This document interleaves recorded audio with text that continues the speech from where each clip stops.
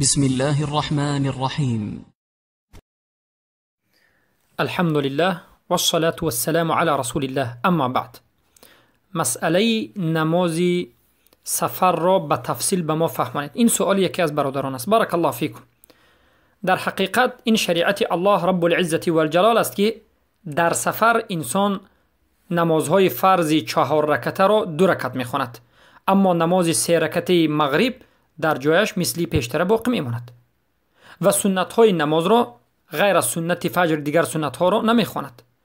نماز بامداد مثل دیگر نمازها، نماز فجر مثل پیشتر باقی میماند، هم سنت و هم فرضش. و نماز ظهر سنت هاش خوانده نمیشود، بلکه فقط 2 رکعت فرضش خوانده میشود. و نماز عصر فقط 2 رکعت خوانده میشود. نماز مغرب یعنی شام 3 رکعت فرض خوانده میشود و سنتش خوانده نمیشود. و نماز خفتن 2 رکعت فرض خوانده میشود و ویترش البته خوانده میشود.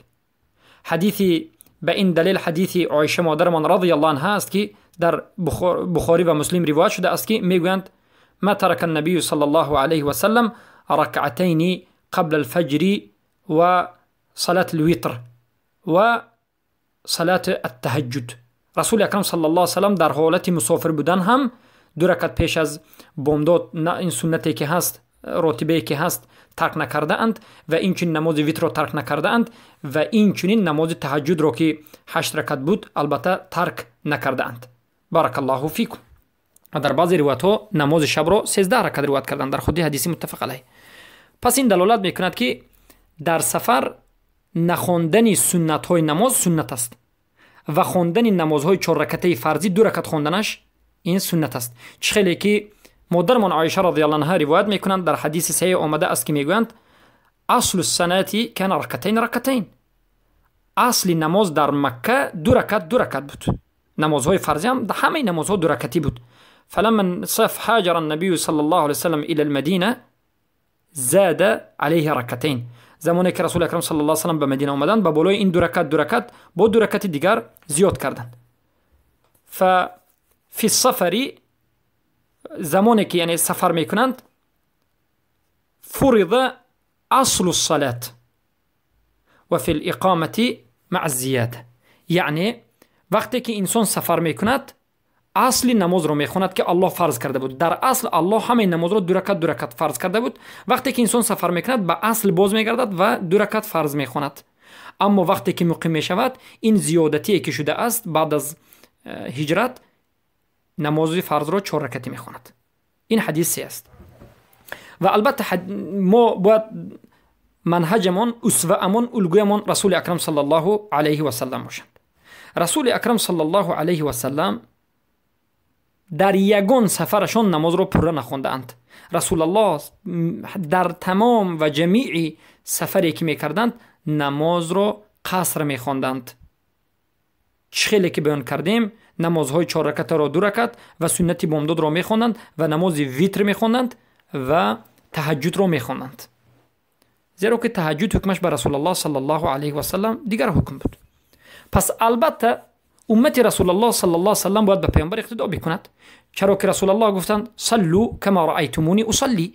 شما نماز خوانید چگونه ای که مرا میبینید که میخوانم همون گونه خوانید.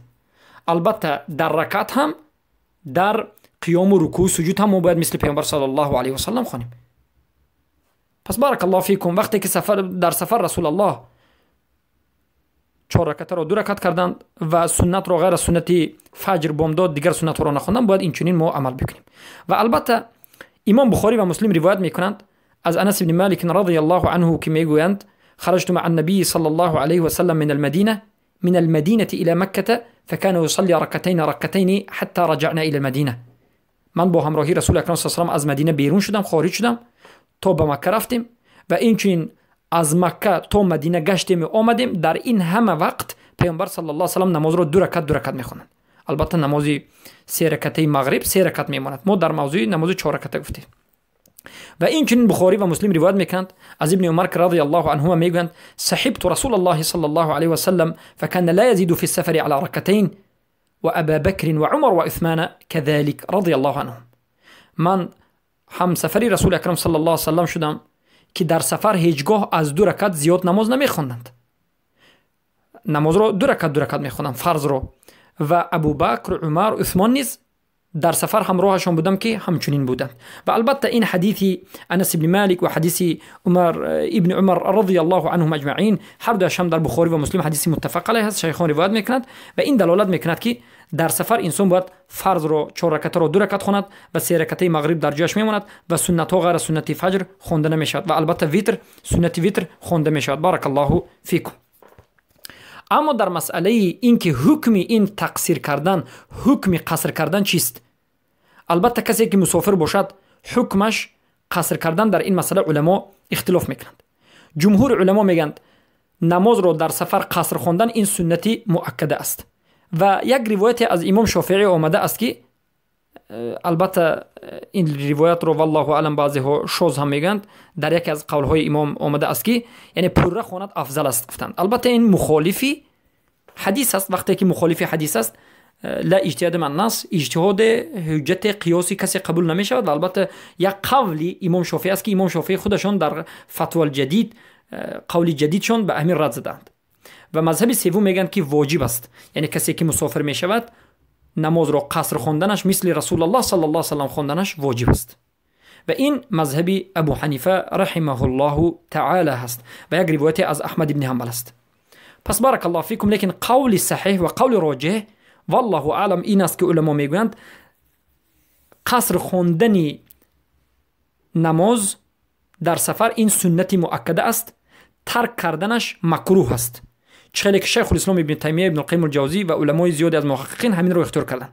ترک کردنش مکروه است، یعنی بنیاد کاری بد است، مخالف سنت است، اما حرام نیست. ترک کردنش یعنی گناه کبیره نیست، زیرا که مادرمون عایشه رضی الله عنها و عثمان ابن عفان رضی الله عنه در سفر خصوصا در مینا نماز رو پوره خواندند، در بعضی حالت‌ها پوره خواندند و صحابگانی که به عثمان اقتدا کردند نماز رو به عثمان اقتدا کردند خواندند.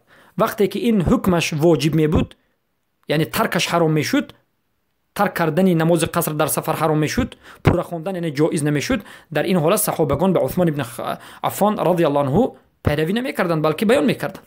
و این روایت از در مسئله فعل عثمان ابن عفان رضی الله عنه در بخاری آمده است که وقتی که به عبدالله ابن مسعود خبر می رسد که عثمان ابن عفان در مینا نماز رو قصر نیو بلکه پوره خوانده اند، میگن انا لله و انا الیه راجعون، ما از جانب الله هستیم باز به جانب الله باز میگردیم.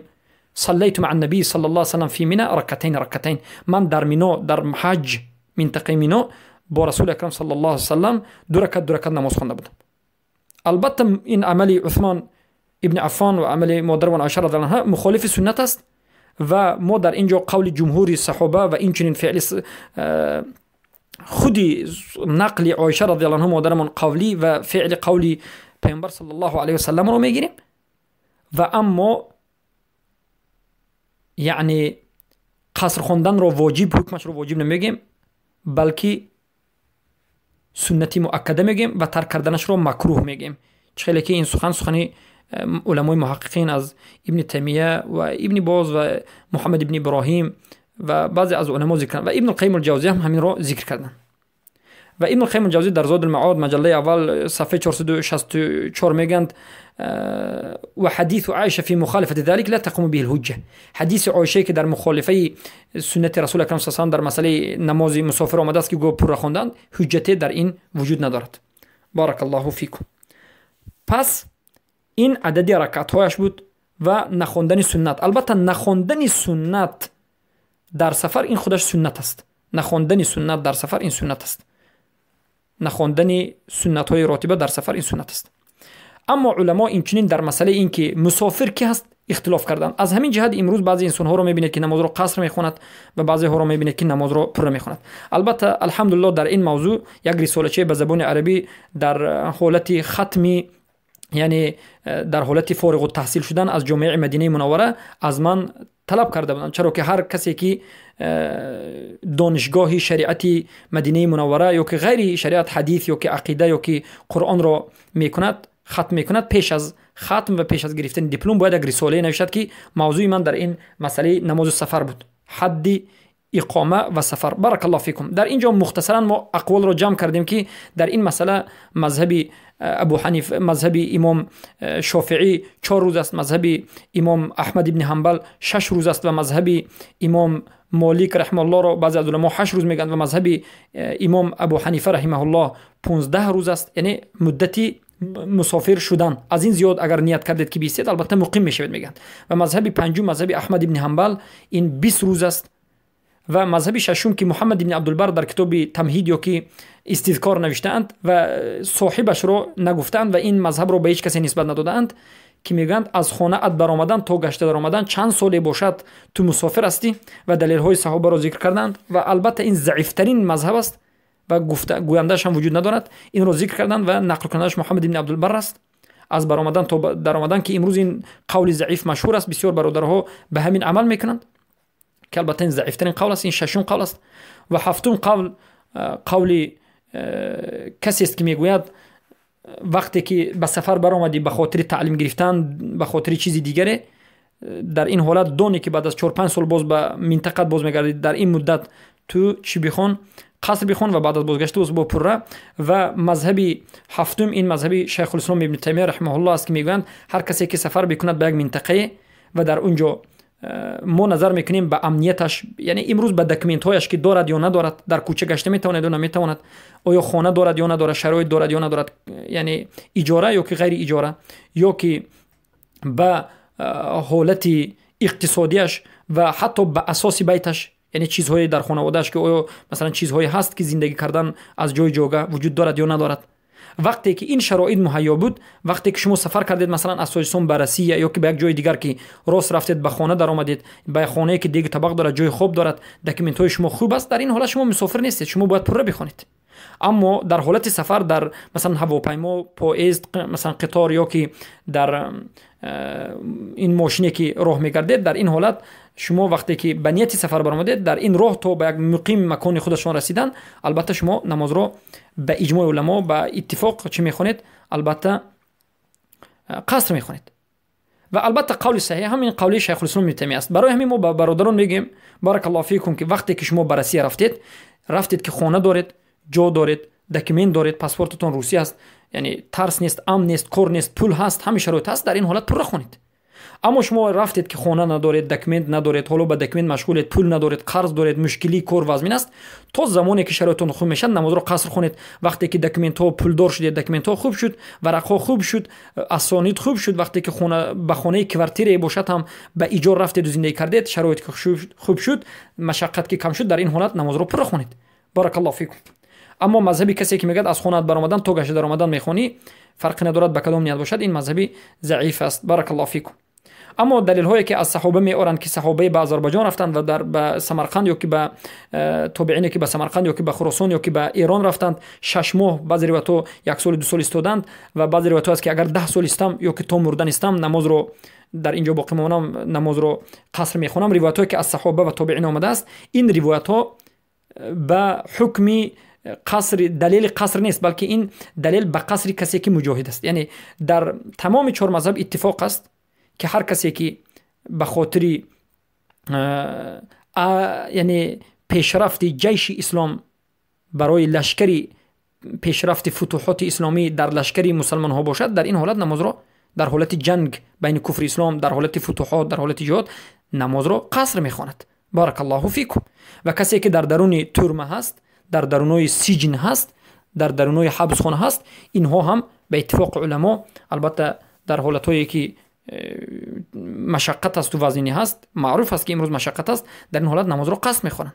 بارک الله فیکم. و دلیلی که از صحابه آورده میشد به این جنگی که اونها به خاطر جنگ رفته بودن تحمیل داده میشد. بارک الله فیکم. پس این بود مختصرا در مسئله نماز سفر. بارک الله فیکم.